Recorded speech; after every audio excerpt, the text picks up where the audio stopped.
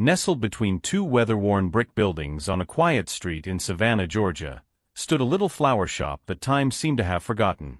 Its windows were always filled with soft sunlight and the gentle silhouettes of roses, daisies, and lavender stems swaying in delicate arrangements. Inside, the air smelled of earth and rainwater, and everything moved at a slower, softer pace, like the hush of a Sunday morning. Emma, the shop's owner, moved among the blooms with the grace of someone who had made peace with sorrow. At 47, she carried the gentle wear of someone who had loved deeply and lost quietly. A widow for over a decade, Emma rarely spoke of her husband, or the daughter she once had, but the tenderness with which she touched each petal told stories she never said out loud.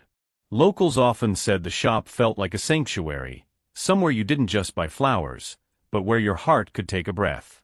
Tourists would stumble in, drawn by the scent and softness, and find themselves talking to Emma about things they hadn't planned to share. She never offered advice. Just a listening ear, a warm smile, and a bouquet that somehow always felt like it knew what you needed. Emma believed flowers could speak. She often said, "Some things are too deep for words, but flowers, they know." She crafted each arrangement as if composing a letter to the soul. Every bloom chosen with care. Every ribbon tied like a whispered promise. And though her shop was small and quiet, it held more healing than most grand hospitals or loud churches.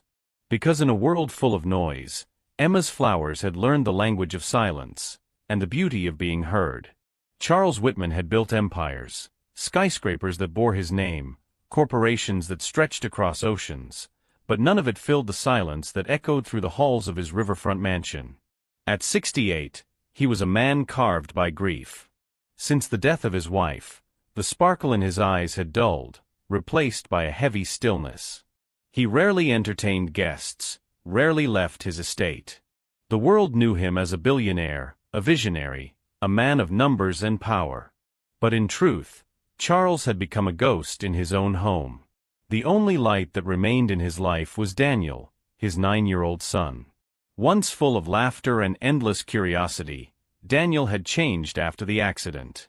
A spinal injury had left him unable to speak, his expressions frozen, his joy hidden deep behind unmoving eyes. Therapists came and went. Specialists flew in from across the country. But after more than a year, the boy remained locked in his quiet world. Charles tried everything. Toys, music, therapy dogs, even art. Nothing broke through.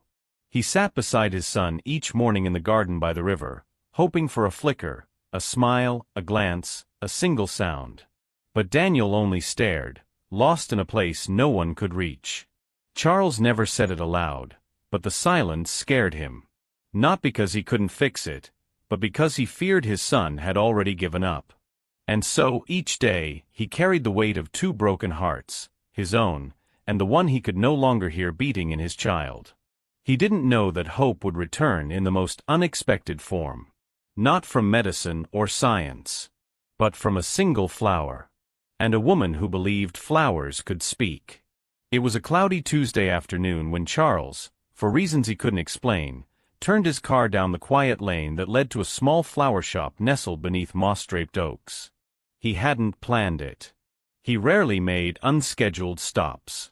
But that day, something pulled him there, perhaps the ache of memory, or the weight of another silent morning with Daniel. He opened the door with a quiet chime and guided his son gently inside. The air smelled like rain and lavender. Flowers in every shade whispered from their vases. Charles approached the counter to ask about a bouquet for his late wife, something simple, respectful. As he spoke with the young clerk, he didn't notice Emma emerge from the back room. She didn't say anything. Just walked slowly toward the little boy standing still as stone. Emma knelt to his eye level. Her eyes met his, soft, searching. Without a word, she reached into a nearby vase and pulled out a single white daisy. She slipped it into Daniel's small hand and whispered so gently it was almost wind, "This flower will speak for you today." Daniel blinked. His fingers curled around the stem. Then slowly, he pulled the daisy to his chest and held it there, close to his heart. And then, tears. They slid silently down his cheeks. Emma didn't react with surprise. She simply stayed there with him, grounded in his quiet. Charles turned, his voice trailing off mid-sentence. When he saw the tears on his son's face, his body froze. It was the first sign of emotion Daniel had shown in over a year. Not the therapists. Not the doctors. Not even him. Just a flower. And a woman who believed it could carry what words could not. The morning after the flower shop encounter, Emma arrived early to open the store, as she always did.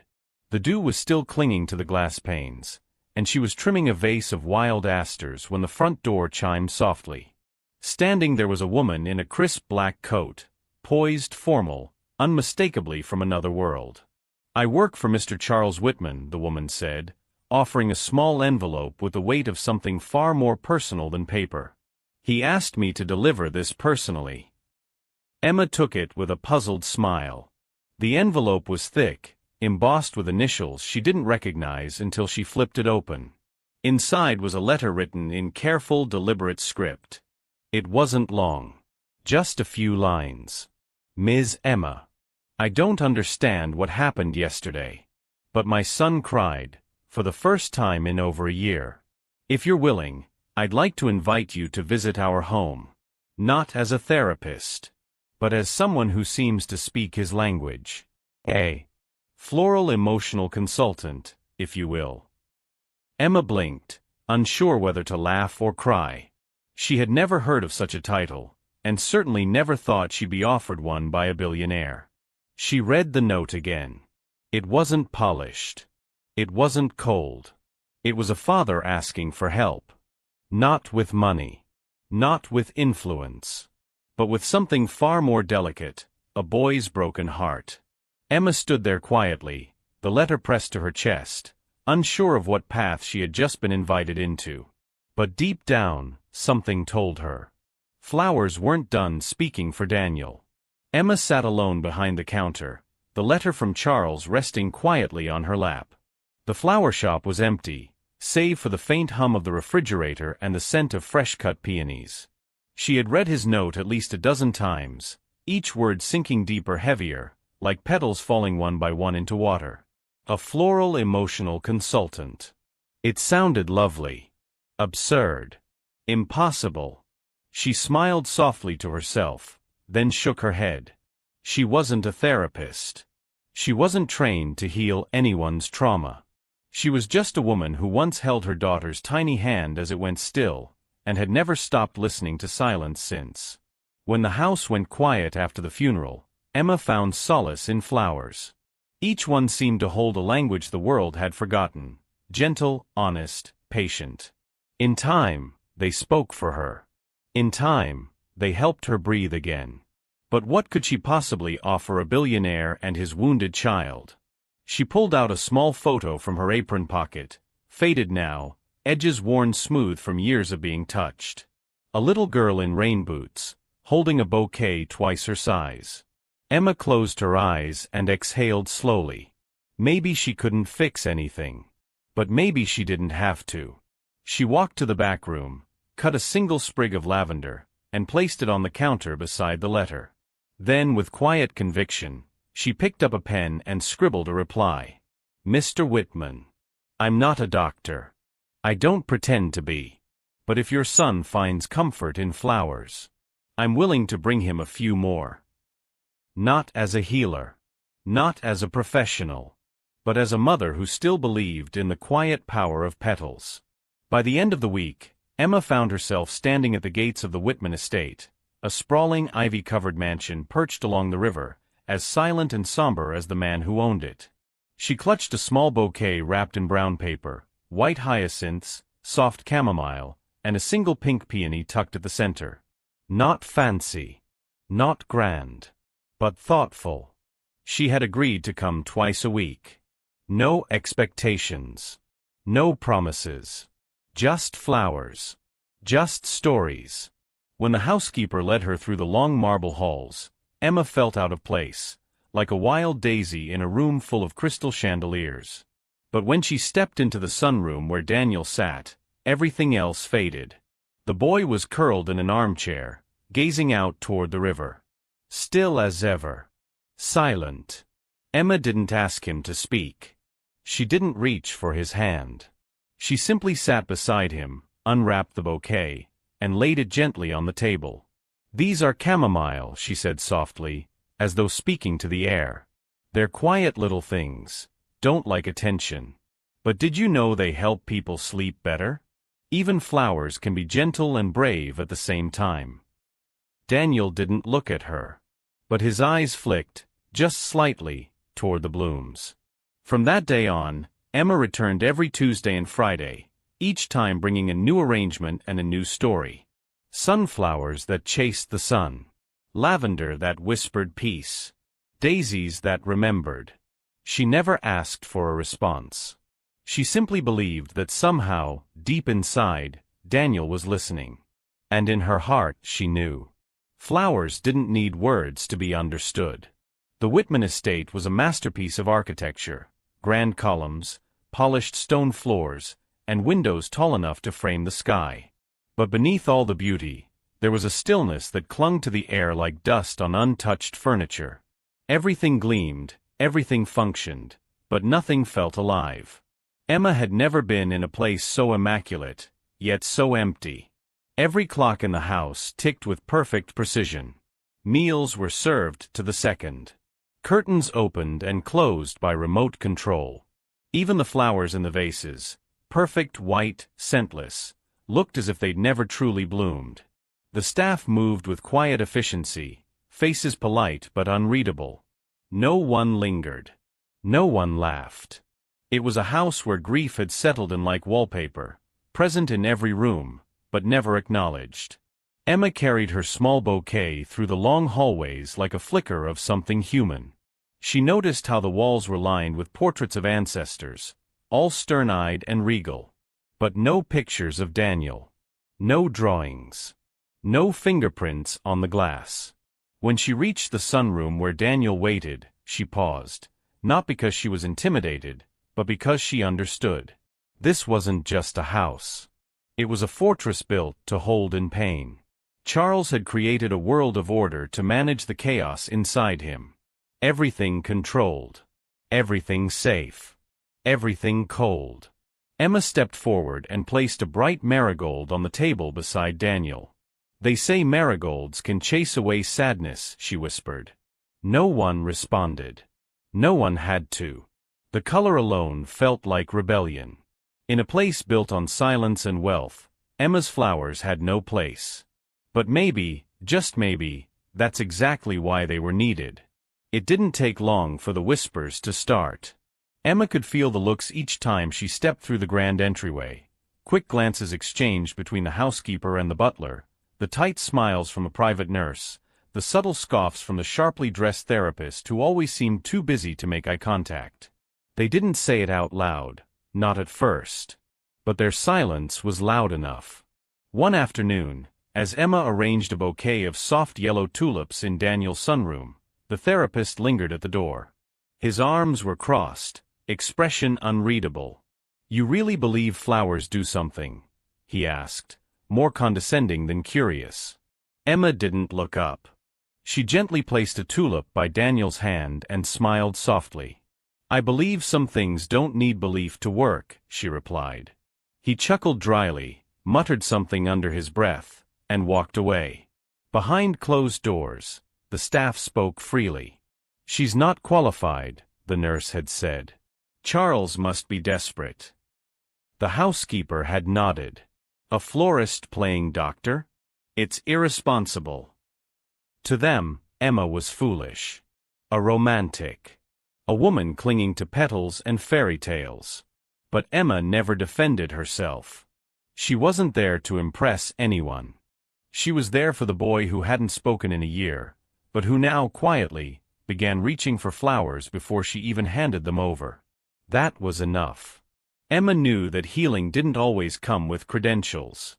Sometimes, it came in the form of patience, of presence, of believing when no one else would. And so, while the world around her doubted, she returned each week with blooms in her arms. and faith in her heart that something was blooming inside Daniel too. Emma never arrived empty-handed. Each visit, she brought a new bouquet, never too grand, never too perfect. Just enough to carry a feeling. Sunflowers on Tuesday, bold and bright like a promise. Lavender on Friday, soft and steady like a lullaby. Wild daisies, sprigs of rosemary, delicate baby's breath. Every stem chosen not for how it looked, but for what it might say. Daniel never spoke. He never smiled. But something in his stillness had changed. He watched her now. Not always directly, not for long, but when she laid the flowers in front of him, his fingers would move, just slightly.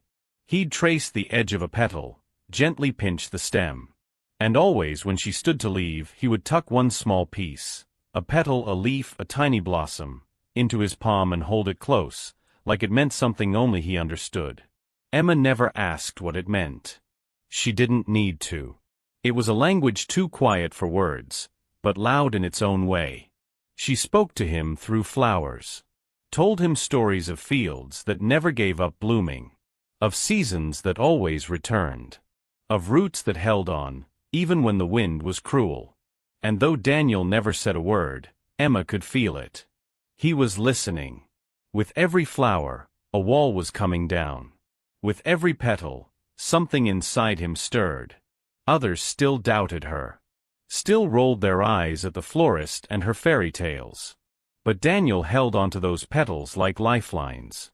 And Emma knew in that small sacred way that only a grieving mother could know. Something was beginning to grow. Charles stood by the doorway, arms folded across his chest, watching Emma as she gently placed a bouquet of soft blue cornflowers beside Daniel. The boy, as always, remained silent, but his fingers moved, tracing the petals like they held some secret only he could hear. It had been weeks since Emma began her visits, and though Charles had allowed it, a quiet storm had been brewing within him. He wasn't a man of sentiment. He believed in logic, science, results. Not in flowers and whispers. Finally he spoke, his voice low but firm. "What exactly are you doing, Miss Emma? This isn't some child's game." Emma didn't flinch. She finished adjusting the ribbon around the stems and turned toward him, calm and steady. "I'm not playing," she said simply. Charles raised an eyebrow. "He's not getting better." Emma tilted her head. "Isn't he?" She glanced toward Daniel, who was now holding a single cornflower in his hand, his thumb gently brushing its edge. Charles followed her gaze, but said nothing. Emma stepped closer, voice soft but sure. "Sometimes, Mr. Whitman, healing doesn't look like progress charts or checklists. Sometimes it's just a boy holding a flower a little longer than he did last time." He exhaled sharply, frustrated. "And you think that means something?" Emma smiled, not smugly, but with the quiet conviction of someone who had known great loss. Sometimes flowers know how to say the things we're too afraid to. Charles didn't respond. But that night, when he walked past Daniel's room, he noticed a neat row of petals lined up on the windowsill. And for the first time, he wondered if maybe silence wasn't the absence of feeling, but the beginning of something deeper. The article appeared on a Thursday morning, bold headline, grainy photo, and enough speculation to set tongues wagging across Savannah's upper circles. From bankruptcy to billionaire's doorstep, the curious case of Emma Calloway. It didn't take long for whispers to turn into judgment. A local reporter had dug into Emma's past, unearthing painful details she had never tried to hide, but never expected to see twisted into scandal. After the death of her daughter, Emma had fallen into debt, lost her home, and struggled for years to rebuild her life. The article painted it as a calculated rise, suggesting that her visits to the Whitman estate were less about flowers and more about fortune. The insinuation was cruel, and it spread fast. Staff at the mansion began to talk more openly now, not behind closed doors. The nurse kept her distance. The therapist didn't bother hiding his smirks. Even the housekeeper, once polite, grew curt. But it was Charles's reaction that cut deepest. He summoned Emma that evening, the article clutched in his hand. His eyes, once tired but warm, were sharp now, guarded. "Is this why you came?" he asked, voice low and cold. Was all of this just a way out of poverty? Emma didn't defend herself. She stood quietly, her hands at her sides, her heart breaking, not from shame, but from the sting of being misunderstood. "I came for the boy," she said softly. "Not the man." But Charles had already looked away. And just like that, the door that had slowly opened between them slammed shut. Not with anger, but with doubt. And Emma, holding back tears, walked away from the one place her flowers had finally begun to bloom. The study was dimly lit, shadows stretching across the polished floor as the evening sun dipped behind the river. Charles stood by the window, the article still crumpled in his hand, his jaw tight with a bitterness he hadn't felt in years. He didn't want to believe it, not after everything he'd seen. Not after the way Daniel had begun to respond, to reach for the flowers, to wait at the window on the mornings she came. But the words in the article echoed louder than reason. Words like manipulation, calculated, gold digger. They clawed at the doubt he never knew was there. When Emma entered quietly, bouquet in hand as always, he didn't let her speak. No more. His voice was sharp, final. Emma froze in the doorway. "Charles. Don't." He turned to face her, eyes filled with something far deeper than anger. "I trusted you with my son. I let you into my home. I never asked to be." "But you stayed," he snapped, cutting her off. "You knew exactly what you were doing. You played the part. The quiet florist with a tragic past." Emma's lips parted, but no words came. Charles took a step closer, his voice now trembling. "You think I don't see it? You used him to get to me. To get out of whatever hole life left you in." Emma looked down, the bouquet still trembling in her hands. "I would never use a child," she whispered. But Charles had already turned away. "Please leave. And don't come back." The door closed behind her with the softest click. And for the first time in weeks, the mansion returned to its old self. Orderly. Silent. Cold. But this time, even Daniel didn't reach for the window. Emma didn't argue. She didn't plead, didn't try to explain herself further. There was no grand farewell, no final speech. Only a quiet nod and a heaviness in her steps as she turned away from the place where she had dared to hope again. That night, as the moon cast a silver glow over the riverbank, Emma returned one last time, not through the front door, but by way of the garden gate. The staff had already retired. The house stood still, cloaked in shadows and silence. She walked softly through the yard, past the trimmed hedges and marble fountains, until she reached the sunroom window where Daniel once sat, day after day, with a flower in his hand and stillness in his soul. Emma placed a small bundle on the windowsill, sunflowers, once vibrant, now dried and delicate. Their petals curled inward like whispered prayers. With them, she left a small card, handwritten in the same calm script Charles had once seen on her notes to Daniel. "Even when the light turns away, the sunflower still faces the sun." She didn't ring the bell. She didn't wait to be seen. She simply turned and walked back into the night, the hem of her coat brushing against the grass, her hands empty but her heart still full. She hadn't come to be accepted. She hadn't stayed to be understood. She had come for the boy. And in some small way, she hoped the flowers had said what she no longer could. Behind the glass, Daniel sat in the shadows, eyes wide open. And though he didn't move, one small hand pressed quietly against the windowpane, as if trying to hold on to the warmth that had just walked away. It was late in the evening when Charles found himself alone in the parlor, the fireplace casting flickering shadows across the walls. The house, once again, had fallen into its usual quiet, but it no longer felt like peace. It felt like absence. He stared at the untouched bouquet still resting on the sunroom table, Emma's final gift. The dried sunflowers, brittle and golden, stood like sentinels in a place that had forgotten how to feel. A soft knock broke the silence. It was Gerald, the Whitman family's head butler, loyal for over 30 years, a man who rarely spoke unless spoken to. Tonight, however, his brow was furrowed, and something restless moved behind his eyes. "Sir," he began carefully, "there's something I think you should know about the article." Charles didn't look up.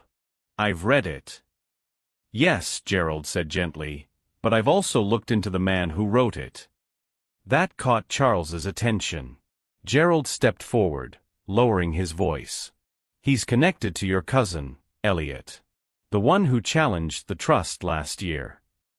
Charles's expression hardened. "He's trying again." "I believe so. Sir, I think the article was planted to discredit you. Or her. Maybe both." Charles leaned back stunned, not by the manipulation, but by his own willingness to believe it. He had doubted Emma. He had cast her out without listening, without asking. And now, all that remained was a withered bouquet and the sound of his son retreating further into silence. Gerald hesitated, then added, "Whatever she was doing, sir, I saw Daniel change. We all did." Charles looked down at the sunflowers, his throat tightening. Maybe the truth had always been simple, and he'd let fear drown it out. The door to Daniel's room creaked open slowly, as if the house itself hesitated to disturb the boy's quiet world. Charles stepped inside, expecting stillness, emptiness, perhaps. But what he found made him stop in his tracks. The room was dim, lit only by the soft glow of a night light. But the walls, once bare and pale, were no longer blank. They were alive. Carefully pinned in rows along the corkboard above Daniel's desk were dried flower petals: lavender, sunflower, daisy, peony. Each one pressed with delicate precision, as though it had been chosen with care, preserved with love. Under each bloom, written in Daniel's small, uneven handwriting, was a name: hope, peace, bravery.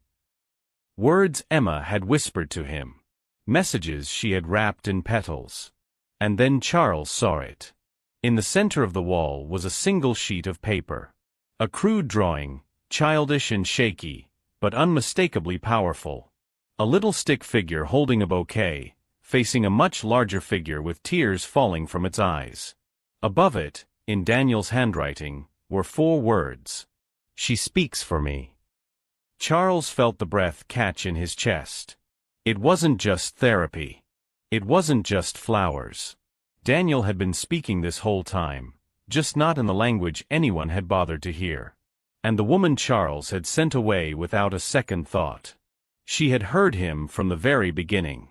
His knees nearly buckled as he sank into the chair by the bed, the weight of regret pressing hard against his ribs. He had been so busy searching for results. He had missed the miracle growing quietly on his son's wall. Charles sat in the corner of Daniel's room, his hands trembling, eyes fixed on the wall that had become a silent diary, each petal a word, each pressed flower a sentence his son had been trying to say. All this time, he had waited for Daniel to speak. For a sound. A syllable. Anything that resembled language. He had flown in doctors, poured money into treatments, begged science for answers. But he had never once stopped to ask if maybe, just maybe, his son had already been speaking in a different way. And now, the truth stood in front of him, gentle and undeniable. The lavender meant peace. The sunflower meant hope. The blue cornflower meant longing. And the note, those 4 words, scrawled in uneven handwriting, "She speaks for me." It broke something inside him. Charles pressed his hands to his face, but the tears came anyway, hot, unstoppable, years in the making. Not just for his son, but for himself. For every missed moment. Every assumption. Every time he chose logic over love, structure over softness. He had been deaf to the quiet language of healing. And Emma, she had heard it from the very start. His son had spoken. Not with sound, but with petals. With presence. With faith.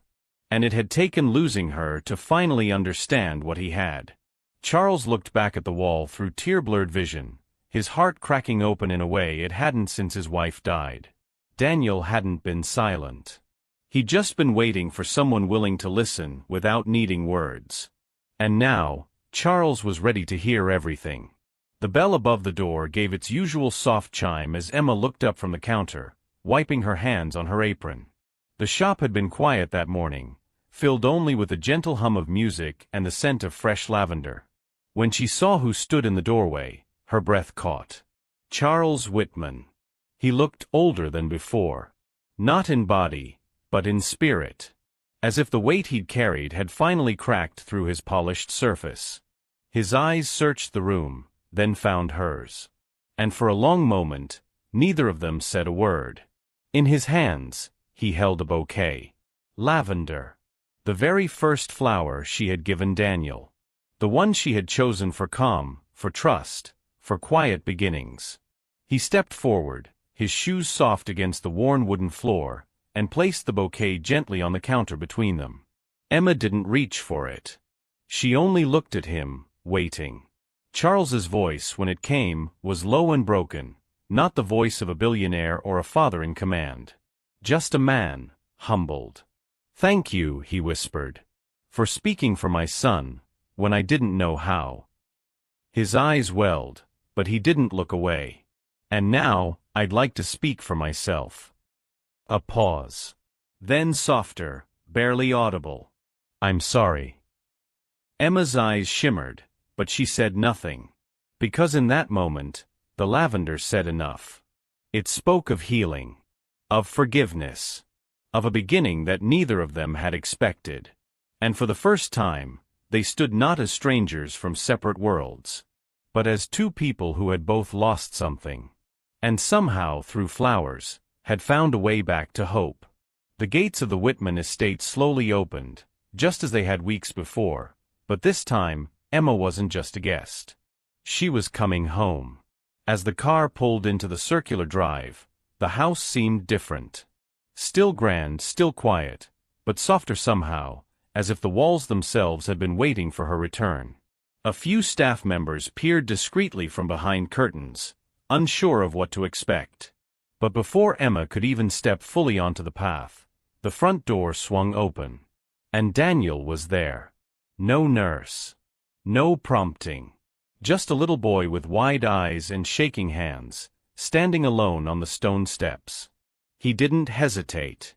He ran, feet pounding across marble and gravel, arms outstretched like wings. Emma barely had time to set down her bag before he threw himself into her, wrapping his arms tightly around her waist and burying his face against her coat.